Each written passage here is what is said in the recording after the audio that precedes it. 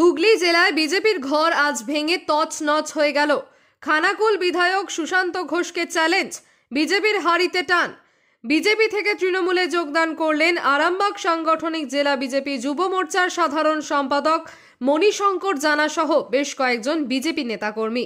উপস্থিত ছিলেন আরামবাগ তৃণমূলের সাংগঠনিক জেলা সভাপতি রামেন্দু সিংহ রায়, সঙ্গে ছিলেন আরামবাগ সাংগঠনিক জেলার চেয়ারম্যান স্বপন নন্দী, খানাকুল 1 ব্লক সভাপতি দীপেন মাইতি, খানাকুল 2 ব্লকের রমেন প্রামাণিক সহ তৃণমূল কর্মীরা। শুনব জেলার সভাপতি রামেন্দু সিংহ রায়, খানাকুল 1 ব্লক সভাপতি দীপেন মাইতি, সদ্য আসা বিজেপি থেকে তৃণমূলে মণিশঙ্কর জানা কি জানালেন আমাদের বিশ্ব বাংলা টিভির পর্দায়। আসুন আমরা একবার শুনে নিই। হুগলি থেকে রিপোর্টার অমল চ্যাটার্জি। দাদা বৌদিরা, মা কাকিমারা মাথার ঘাম পায়ে ফেলে 100 দিনের কাজ করেছে। মাননীয় মুখ্যমন্ত্রী তিনি ঘোষণা করেছেন 21শে ফেব্রুয়ারির মধ্যে প্রত্যেকের অ্যাকাউন্টে যার যা বকেয়া আছে সেই 100 দিনের পারিশ্রমিক তিনি পৌঁছে দেবেন। এবং এই বাজেটে তিনি আমাদের এই বাংলার জন্যে আরও জনমুখী অনেক প্রকল্প করবেন। ইতিমধ্যে বার্ধক্য ভাতা, বিধবা ভাতা, সবুজ সাথী, কন্যাশ্রী, রূপশ্রী, স্বাস্থ্যসাথী, বিনা পয়সায় খাদ্য সাথী সব ব্যবস্থা করেছে। তাই ওদের চেতনা আজকে তৃণমূলে ওরা এসেছে। আগামী দিনে ওদেরকে আমরা সঠিক জায়গা দেব এবং আমার ওই 2টি ব্লকের রমেন এবং আমাদের দীপেন যে ব্লক সভাপতি আছে তাদের আন্ডারে ওরা তৃণমূলের হয়ে কাজ করবে। ধন্যবাদ স্যার। না, এতে তো খুব ভালো লাগছে। এটা তো দেখুন, আমাকে দেখে তো ওরা জয়েন হয়নি। বিজেপির যা দুর্নীতি, বিজেপি যেভাবে দলটা চালনা করছে, ওরা বিজেপি করতেছে বুঝতে পেরেছে যে দিদির যে আদর্শ ন্যায় নীতির সঙ্গে বিজেপির সাথে মানে খাপ খাবে না। যার জন্যই ওরা বিতঃসদ্য হয়ে কিন্তু এক প্রকার দিদিকে ভালোবেসেই কিন্তু জয়েন হয়েছে। দীপেন মাইতিকে দেখে না, দিদিকে দেখে, তার উন্নয়নকে দেখে। দাদা, দেখা গেছে একটা সময় কিশোরপুরের যে প্রধান ছিলেন তার সঙ্গে ওরা একটা ব্যাপক গন্ডগোল, ভাঙচুর, আগুন, এরকম আমরাও দৃশ্য দেখেছিলাম। তারপরেও কেন এরকম জয়েন? এইটাই তো ব্যাপার। আপনাদেরকেও অনেক মিডিয়াকে অনেকে বক্তব্য রেখে বিভিন্ন রকম বিভ্রান্তিমূলক কথা বলেছে। তৎকালীন সময় এরা তো তৃণমূলটাই করতো, কিন্তু ওরা কিছু একমাত্র জনদরদী নেত্রী হচ্ছে মমতা বন্দ্যোপাধ্যায়, যিনি বাঙালিকে ভালোবাসেন, বাংলা ভাষাকে ভালোবাসেন, আর এই আমাদের গর্বের সোনার বাংলাকে ভালোবাসেন। তো ওনার যে আদর্শ তাতে সামিল হওয়ার জন্য বা সাধারণ মানুষের কাছে যাতে আমরা পৌঁছাতে পারি, তাদের একটা প্ল্যাটফর্ম আমাদের দরকার ছিল। আমার মনে হয় যে তৃণমূল কংগ্রেসের চেয়ে বেটার প্ল্যাটফর্ম এই পশ্চিমবঙ্গে কেন সারা ভারতবর্ষে নেই। ওই কি পদে ছিলেন আপনি? আমি এখন সাধারণ সম্পাদক ছিলাম আরামবাগ সাংগঠনিক জেলার যুব মোর্চা, আর খানাকুল বিধানসভার আমি কো-কনভেনার ছিলাম। ওখান থেকে আমি অব্যাহতি দিয়ে আমি আজকে জয়েন করলাম। ধন্যবাদ। আচ্ছা দাদা, মানে স্বইচ্ছায় জয়েন করছেন না কোনো চাপ দেওয়া? একদম স্বইচ্ছায় জয়েন করছি, স্বতঃস্ফূর্তভাবে জয়েন করছি। এবং আমি যাতে করে মানে যাদের ইচ্ছা আছে এই মানে এগিয়ে আসবে, আমাদের সাথে সামিল হবে, মানুষের পাশে গিয়ে দাঁড়াবে, তো আমি এটা বলতে পারি যে খানাকুল বিধানসভা 2021-এর বিধানসভা ভোটে তো সুশান্ত ঘোষ ওখান থেকে জিতেছিলেন মাত্র 11,000-এ।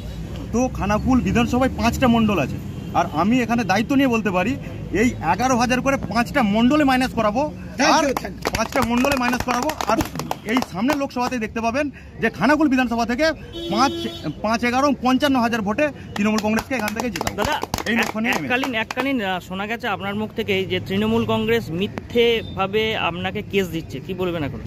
দেখুন, মিথ্যাভাবে কেস দিচ্ছে, তার সাথে মানে পার্টিকুলারভাবে যদি আপনি চিন্তা করেন তো এর সাথে বিজেপিও জড়িত আছে।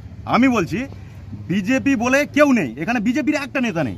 আমি আজকে বিজেপি করতে করতে তৃণমূল করতে এসেছি, ব্যাপারটা বুঝে দেখুন। আমি বিজেপি করতে করতে তৃণমূল করতে এসেছি আজকে প্রকাশ্যে, সেই জন্য আমি প্রকাশ্যে তৃণমূল। কিন্তু বিজেপি যারা আছে জেলা থেকে গ্রাউন্ড লেভেলের নেতা পর্যন্ত সবাই কিন্তু তৃণমূল নেতাদের হাত ধরেই চলে, সেটা ভেতরে। আর আজকে আমি প্রকাশ্যে এসেছি, আর আগামী দিন যারা ভেতরে তৃণমূলের নেতাদের হাত ধরে চলছে সবাইকে আমি টেনে আনবো, আর এবং প্রকাশ্যে স্বতঃস্ফূর্তভাবে মমতা ব্যানার্জির পায়ে পা মিলিয়ে হাঁটবো। জয়েন করলাম, এখানে 20-25 জনের মতো আমরা আছি। আর আগামী দিন দেখতে পাবেন পদে প্রতি সপ্তাহে জয়েন করাবো।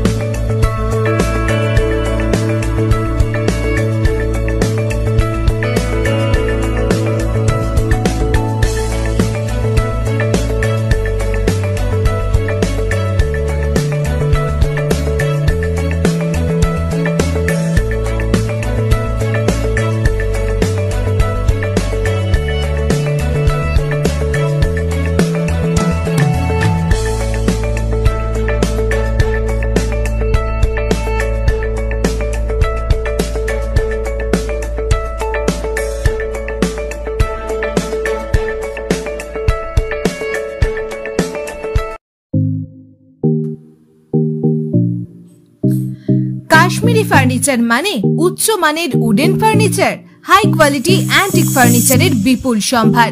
তাই দেরি না করে এক্ষুনি ফোন করে ভিজিট করুন আমাদের দোকানে। কাশ্মীর ফার্নিচার, নামটা যারা জানে তারাই কেনে।